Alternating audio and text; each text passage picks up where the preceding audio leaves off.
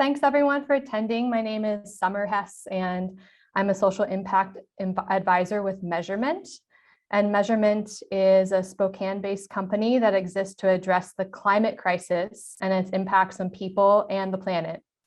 We do that by defining new measures of success and by demonstrating that businesses have a responsibility and can support systemic change while still making a profit. We provide consulting services to help businesses develop sustainability strategies and programs, obtain B Corp certification, and operate their companies with purpose. Today, we're here to chat about how a couple of businesses who we've worked with closely have focused on community building and how that focus is transformative for their businesses.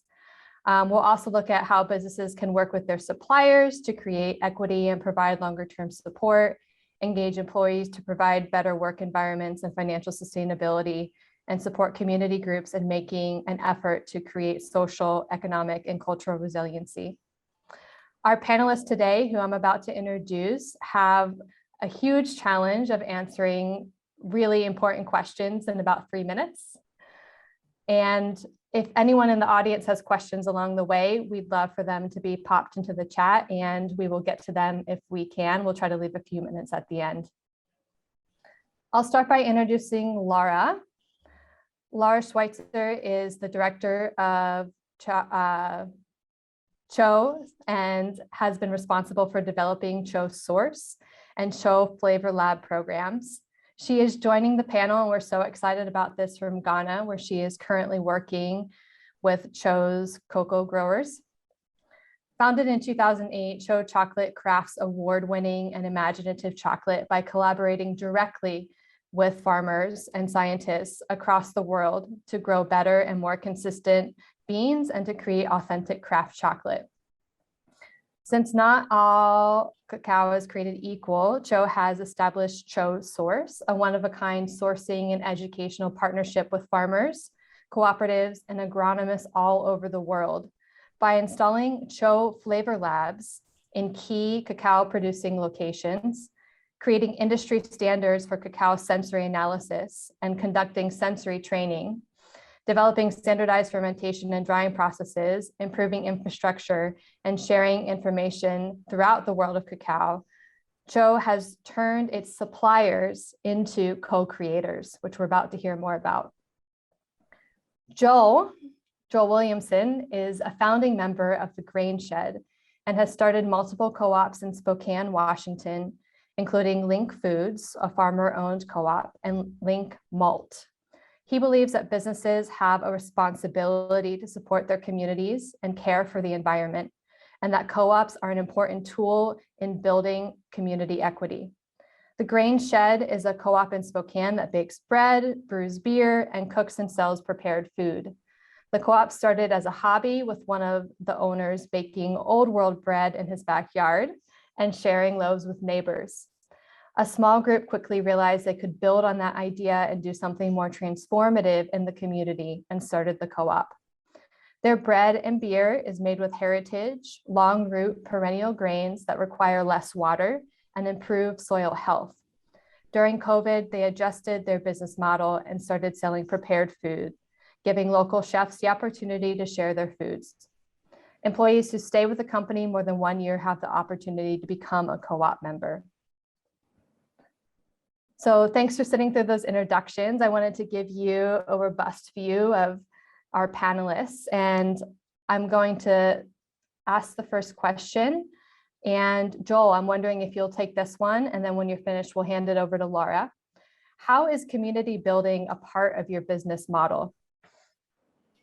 Excellent. Yeah, that's complex, I think. We chose to build the cooperative in this old commercial space that had been abandoned for 40 years in this neighborhood where a lot of us live, where we have kind of a small business district. And so we kind of helped to revitalize part of that old neighborhood in that way by breathing new life in with our cooperative. I also just see the cooperative business model as being, we're very rooted in the community. We have a mission statement, much like a nonprofit would, and we're not serving one or two or a couple owners somewhere. We're serving our customers and our farmers, because we actually have we're a farmer and a worker-owned cooperative. So we're rooted to our suppliers in some cases because they're co-owners with us. And then all of our employees, many of which also live in the neighborhood, come to own the business over time. So in the same way that no one really owns a nonprofit, I think cooperatives over time start to have a similar feel in that our ownership's really widespread and really kind of directly tied to the people that are most involved with the business. And so because of that, it helps us to really orient our activities and our decision making in a different way. We're really always thinking about what should we do to better serve our members? What should we do to better serve our community, our neighborhood, our suppliers in the region? So kind of the regional food shed. Yeah, so I think that's probably a lot of different ways, but that's maybe the core.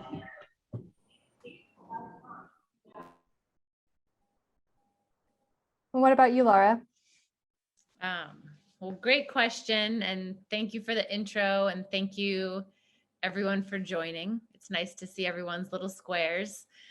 So Cho is positioned in the middle of a supply chain, which takes a cacao bean grown in the global south, 20 degrees north and south of the equator is the cacao belt. And this supply chain delivers delicious chocolate bars to final customers.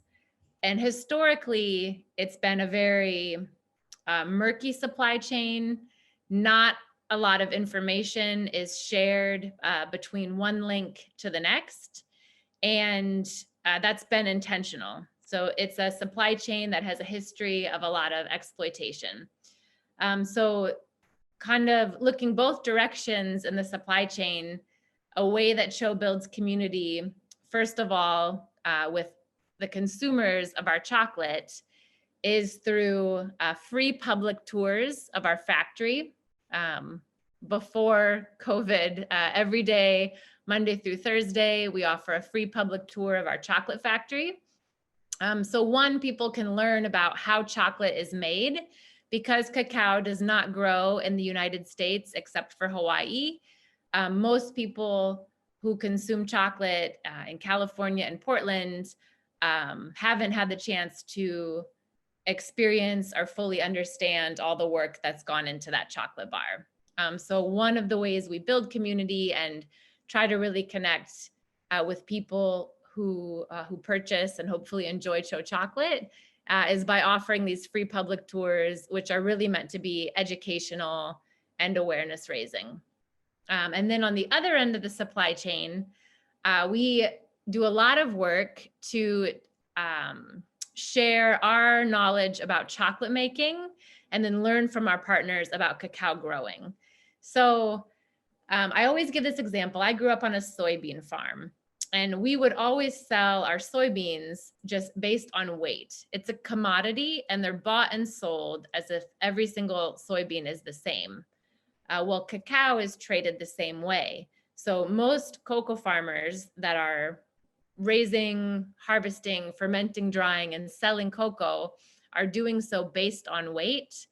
And most cocoa farmers have not had the chance to taste chocolate made from their own beans. Cultures that have historically consumed chocolate in Central and South America are not the main cocoa growing groups. Most of the world's cocoa, a little over 70%, is grown in West Africa. So Cho spends a lot of time installing chocolate making equipment and partnering with cocoa growers in our supply chain to have a shared understanding and a shared language for communicating about the flavor of cocoa. So the farm I grew up on, we grew soybeans. We never ever turned our soybeans into tofu or soy milk before selling them. It was simply based on weight. And when you're selling based on weight, you kind of just have to wait and see what the global market price is on that day. But if you're selling based on a flavor with a certification, you have ways to break the link or at least add value between yourself and the global commodity price. So the community building we do with cocoa growers is really focused around partnering with growers to make chocolate, tasting that chocolate together, and then learning from them which practices are influencing which flavors. So we get to learn, okay, what is the difference in taste between a farmer in the co-op located on this side of the river and a farmer in the co-op growing cacao on the other side of the river? How does that influence flavor? We have a chance to study together how different fermentation times influence flavor, and study together how different genetics influence flavor. All these studies are things that were done years and years ago in wine, for example. But because cocoa, for so many years, so much sugar was added to the final product, and there's been such a lack of transparency in the supply chain, many of these studies through partnership and community are really just happening now. I guess so in summary, we get to learn a ton from our suppliers, and then we also get to share a lot with our final customer is a way we build community in our position in the supply chain at CHO. Thank you, Laura. And Joel, I wanted to hand it back over to you too. I think Laura just did such a great job, like painting that whole picture of the supply chain. Do you want to add anything particularly about community building with suppliers? Definitely, yeah. It's like, wow, I left a lot out. Yeah, so it's very much the same. So much of what you were saying echoes, I think, the world that we experience with grains. I think we're just lucky to be in a place where our suppliers are right here in our backyard, not all over the globe, but in terms of grains traditionally just being part of the commodity supply chain and there being not much of an incentive to do anything unique, all grains being taught kind of or treated the same way. It's all based on weight. It's all based on, in our world, it's all based on yield per acre, right? Well, like what's the maximum yield you could achieve as a farmer? Then everything's priced by the day, by weight, and then it's all based on what's the purpose of the grain in the commodity world, unfortunately, is either what's the maximum amount of endosperm that you can extract from the grain if you're making flour, white flour primarily, or what's the maximum amount of sugar that you can extract from the grain if you're making beer or spirits. And so, it's a pretty dismal industry to be in when that's all you can do. And so when we started Link Foods Cooperative, which is primarily a farmer-owned co-op back in 2014, and then started the Malt House as part of that, the reason we did that was so that we could, again, create this direct connection between grain growers in our area that want to do something differently and that actually have really unique varieties of grain and unique growing practices and maybe unique soils, that we could connect directly from them by providing the intermediary processing, the malting, between a grain grower and a brewer distiller, making those products that we're all aware of. But oftentimes those industries have just they've treated grain as a source of sugar, nothing more, nothing less. It should be as cheap as possible. And so same in our world, where wine really figured that out a long time ago, that soil matters, climate matters, variety matters. And it's actually the same way with barleys and wheats and rye, believe it or not. We just don't talk about it very much. And so we found that pretty quickly when we started doing malting and then also brewing with the grain shed further down the chain, that it all matters dramatically. And we also care about the growing practices, but just the flavor exploration was super interesting. And so that's really exciting. We all can create better products when these kinds of intermediate supply chains are created and there's more transparency and education in the system, more of a direct connection between end users and producers, and then those that are growing things in the soil. But it also has provided some smaller farmers, like our grain grower and farmer owner that grows the heritage grains.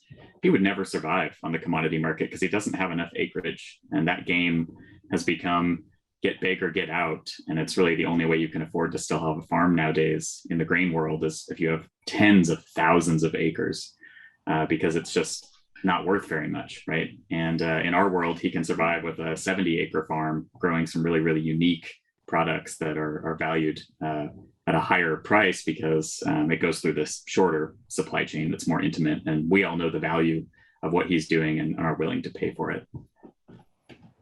Thank you. And I know this next question is a shot coming from a company called Measurement, but how do you measure your impacts on the community? And Laura, I'll let you take this one first. Go ahead. Yeah. So the number one way we do it at CHO is price. This is a joke I make around the world and everybody gets it. It doesn't matter like in what country you're in. I say the office always wants to buy you pizza, but they're hesitant to pay you more, right? And everybody gets it. So in cocoa, there's so many development projects, people doing so many things, but ultimately companies are very hesitant to pay more for cocoa. At most large cocoa companies, you'll have a director of sustainability doing amazing work. And then you'll have a director of procurement with a goal to procure cocoa as cheaply as possible. And these positions sit within the same company. So something I'm very proud of at CHO is in my position at CHO Source, I manage all of our impact programs, and I also purchase and sign and write all of our cocoa contracts. So the number one way we measure impact is in the price we're paying for cocoa. Both the farm gate price, which is the price to the individual farmer, and also the FOB price, which looks at how much we're paying to the exporting co-op. So we will use metrics beyond that. But I always like to highlight that one first because the cooperatives we partner with have really robust governance systems, cooperative governance. So when we're paying a premium, they have great systems in place to decide, the best allocation of that premium, both in direct cash payments to farmers, as well as investments in quality and education. So number one is price. Number two, something we look at a lot at CHO is acceptance and rejection of offer samples. So CHO approves and rejects samples based on flavor. But because in cacao, most cocoa farmers aren't tasting cocoa, there's a huge disconnect. If an art chocolate company is saying, "Ooh, we want something a little more citrusy," and our supplier is relying on cut test and physical analysis, you have a disconnect. So we've invested a lot of time and resources into investing in chocolate making equipment at all of our cacao farming suppliers. And we look at how 10 years ago, when we wanted a sample with the flavor of citrus, we would literally reject 19 offers and get that needle in a haystack number 20, with the note of lemon and mandarin, and how that's inefficient for everybody, versus today, through long-term partnerships and developing a shared language of flavor with our long-term suppliers, it is, extremely rare for us to reject an offer sample. So that's a way we make a business and cost savings case for how paying higher prices and investing a lot in equipment and a shared language of flavor can really lead to mutual benefit for both parties. And then we've implemented 2 different USAID projects at CHO, and each of those has come with pretty robust monitoring and evaluation. So through those projects, we've had a chance in Peru, Ecuador, and the Dominican Republic to look at the impacts of regenerative agriculture and productivity on organic farms. And then through our USAID funded project in Ghana, we've also had a chance to look at some environmental indicators as well, mostly around shade trees. And again, both of those projects, our number one indicator is price back to farmers. Thank you, Laura. Yeah. Joel. Yeah, well, we'll get better at measuring our impact because we're working with Measurement. had to say it, because I think most of how we built the cooperative was, measuring with our heart, so to speak. So they're going to help us really quantify all of that better over time. But the things that are certainly important to us, which will be quantifiable, are, how much acreage can we convert basically through our purchasing to local, organic, sustainable, regenerative production of grain, because we're in a sea of non-organic conventional grain growing right here where we live. And that's really scary, right? Because if you look at how that's gone throughout time, that's how deserts are created, literally. So it's scary stuff, and it's really important work to save and regenerate soil for the future. So for us, it's super important.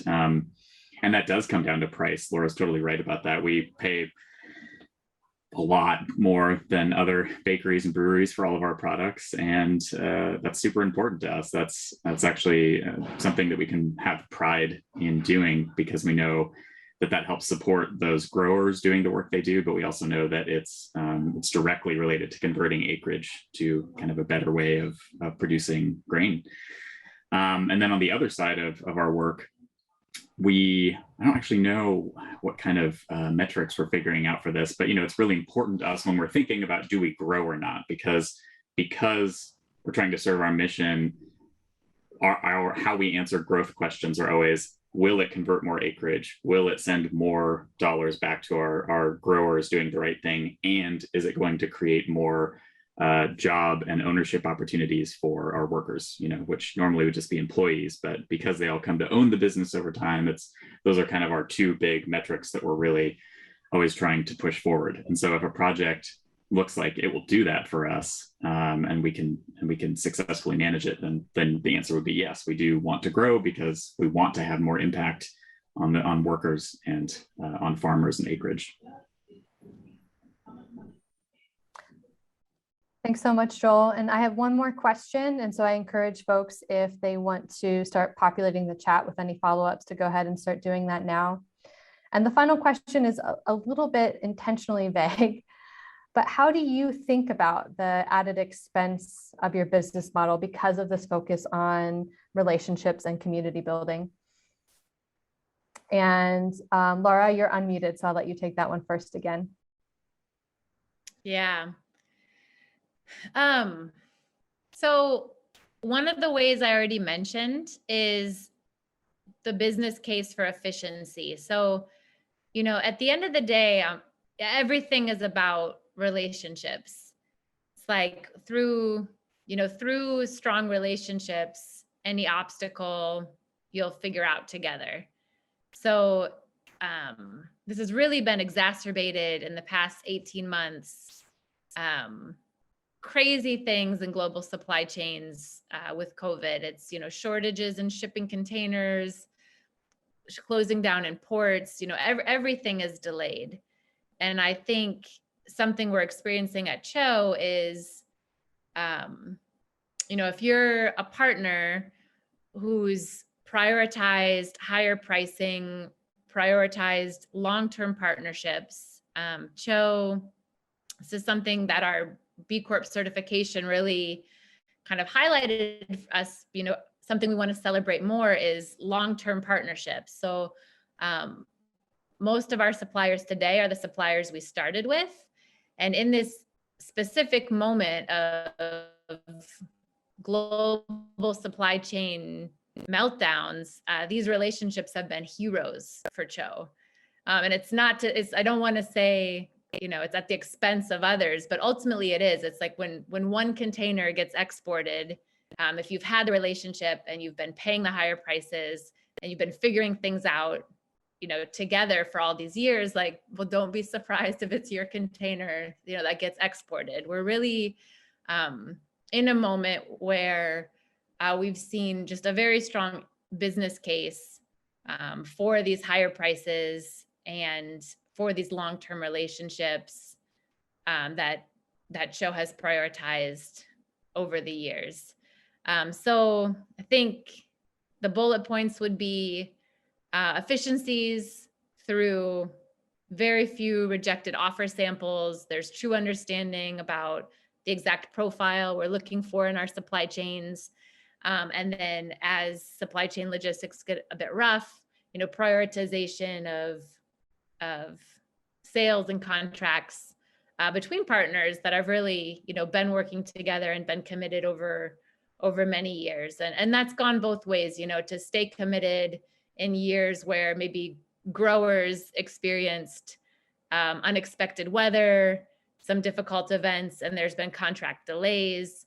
But really weathering those things has really come up as a very positive thing for Cho in this global supply chain moment. And Joel, same question to you. How do you think about the added expense of focusing on community building and relationships in your business model? Yeah, it's a great question. It's I don't know, part of why we have to kind of like blow up the entire system in a way, right? And rebuild it in these better ways like Laura's doing and like we're trying to do. Because if business is somehow otherized from people, then yeah, like people can be categorized as an expense or a cost that you need to overcome. Ingredients, people's livelihoods, that can all be categorized as some kind of expense that you have to reduce as much as possible. But for what? For who? What's the purpose of that? And so I think if you have a purpose-driven business, I don't know, it's a question that we never asked ourselves and have never thought about in that way because we just approach it completely differently. Our business exists for the humans that are in it and for the humans that make it possible either as a supplier or as a customer or a community member. We don't exist for any other purpose than that. So, is it more expensive to do things the way we do it? I guess, but the people, we do it because we need to honor, the value where the value is due. And that was one of the reasons, because since I kind of started down at the supply chain level with Link Foods, one of the reasons I wanted to get into kind of the direct to consumer retail space with the Grain Shed was to see if everyone's just full of shit or what, because they say, oh, this is too expensive. And how could you ever pay people that much and yada, yada. And we just wanted to say, look, it's possible. So we created a business that pays, 5 times more than any other brewery does in town for their ingredients, pays their employees twice as much as any restaurant industry does or restaurant in the industry. And we're still profitable and we did really well through COVID. And that was half the battle, right? Is just proving to people that you can do things a different way and it can still work. And just having the cheapest possible thing, if that's your purpose, that's fine, but it doesn't serve anyone else very well, right? And all those costs are externalized anyway. So I think part of the businesses like Cho and us, part of what we do is we just internalize all of those things again. And that means it costs more, but it means we're maybe the only people paying the true cost of labor or the true cost of the raw ingredients that we use to make our products. So it is what it is. I like it when those things are expensive, it's like we can celebrate our costs, unlike other businesses where it's like, oh, we got to fix that problem. We can be like, wow, look how much we spent on labor. That's pretty cool. I love that reframing. And Joel, I'm going to ask a follow-up question to you. Laura talked a lot about focusing on these long-term partnerships, and I'm wondering if that's part of Link's strategy as well. Yeah, definitely. I would say both Link Foods and the Grain Shed, that's the key, right?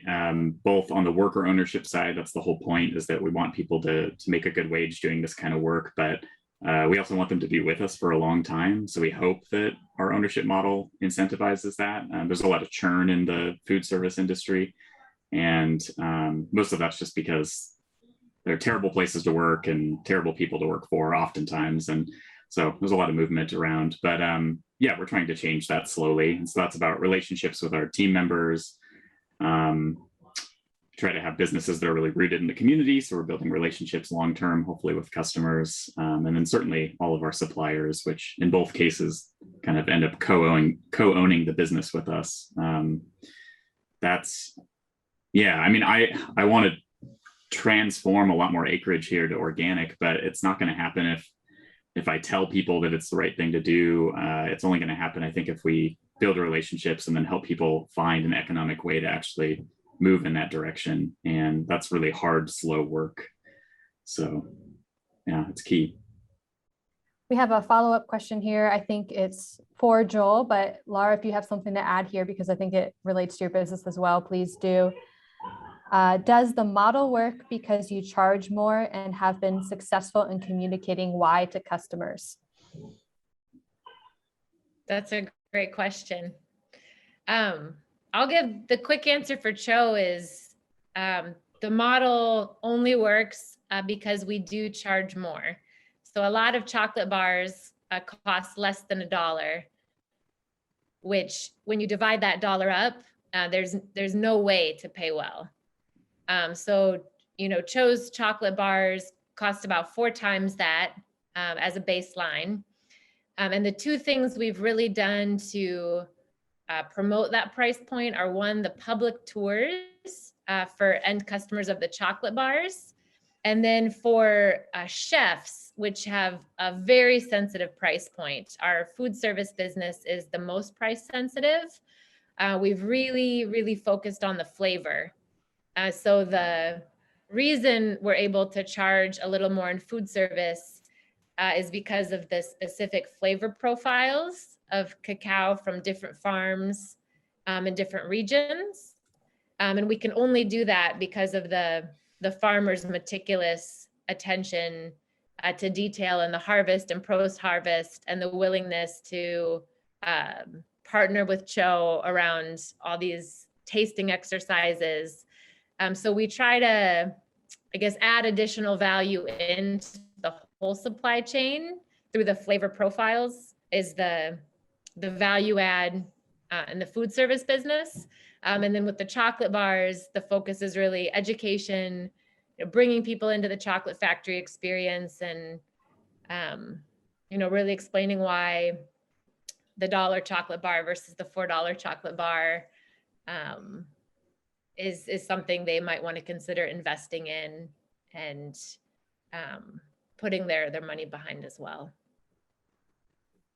Well said. Yeah, it's same answer, really. Like it does work because we have to charge more, and it is a hard thing to do in the food industry, ingredient industry in this country, because we've all just somehow been taught that everything, food should be cheap, right? It should just be the cheapest thing ever, and no one wants to spend any money on it. And my parents and in-laws are always grumbling about how expensive organic produce is, and it's going to take a long time to change that. I don't know, to get us to really value what it is that we put into our bodies again, and the people that made all that possible. So it does. Yeah, you have to charge more, and you have to really communicate that. And that's a big reason why I sought out B Corp certification as well, because we need help communicating that. We need help proving to others that we're doing something different and that it's worth it. Joel, I'll ask a follow-up to you. Has communicating with your customers been a big part of making that increase of cost palatable to them? I know you haven't quite gotten to the in-laws and your parents yet, but other regular customers, has that made a difference? Definitely. Yeah, that's as poorly as I think we do communicating everything about who we are and what we do and why we do it. A lot of people still get that from us. I think there's some kind of a ethic that you can kind of feel and learn about when you come into our shop and talk to everyone. So yeah, I think people know that, and I think we're just striving to do that better and better and better over time. One, because we want to spread that word that it's really important to do business this way. It's really important to treat people this way. It's important to grow things in this way. But certainly because we can be more impactful if we're more successful. And that means, yeah, we need to help people understand why it's worth spending money with us versus someone else. Well, we're coming close to the end of our time here. I was about to ask a final 90-second question, but my colleague Annie just popped a really good one in the chat, which is, what are you excited about for the future? And I'll give each of you about 2 minutes to answer that question, and then we can wrap up, or then say goodbye probably at that point. Awesome. Well, Cho, if you go to the B Corp website and check out newly certified B Corps, we're like in that top row. We just received our B Corp certification last week. We're really excited about that. And, you know, the whole process allowed us to like celebrate on a standardized matrix, the areas that we've been strong in, and it allowed us to kind of shine a light and make some public goals on the areas we haven't been as strong in. So something we've been for a long time is a manufacturing facility in the Bay Area, which is expensive. It's something we're proud of, but something, you know, our B Corp journey has really highlighted for us is we want to celebrate even more and invest even more in the fact that we run a full factory in Berkeley. We pay above the Berkeley minimum wage, but we want to do even more of that.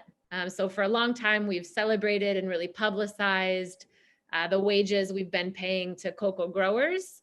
And part of our B Corp journey has been to like celebrate where we are with our own workforce in Berkeley, but also to make some really great public goals about where we want to be with all employee wages, but specifically our factory wages when we recertify. So that's something I'm super excited about, both because I'm an employee, but also because it, you know, it really makes Cho's impact lens more well-rounded. So I'm excited to, you know, use the B Corp framework to help us, you know, both continue our impact with our cocoa growing partners, but also become a bit stronger in our local community as a local employer in Berkeley, and you know, to continue to really dig into the areas we scored lower in when we did the impact assessment, and to see where we can improve there to really be a company that's not, you know, just strong in cocoa, but has a, you know, a well-rounded and positive impact with all of our workforce as well. Thank you, Laura, and same to you, Joel. What are you excited about for the future? And Yeah. we're going to give you, unfortunately, 1 minute. Okay, I'll do we it. need to pass it back over to Karin to close this out. Thank you.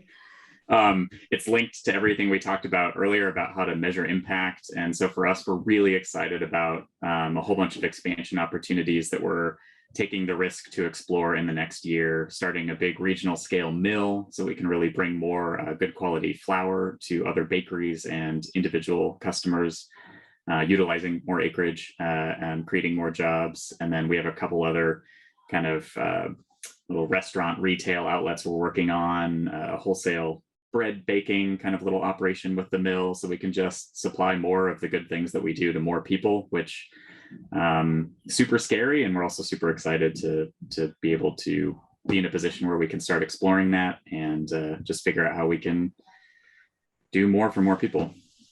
It's exciting. That's fabulous. I want to extend our thanks to Summer and everyone at Measurement for helping to facilitate this awesome session. I now know where I'm going for lunch if I road trip to Spokane. So thanks, Joel. And I'm glad technology worked out, Laura, perfectly and flawlessly. It's so great to hear about supply chains and your community investments. I do want us to wrap because at 1:30, starting right now, there's a mindfulness meditation break, followed by at 1:40, we're going to hear from Oregon's current poet laureate. So let's give everybody a quick shake of hands and close out, and I'll see you back at the main room. Thank you.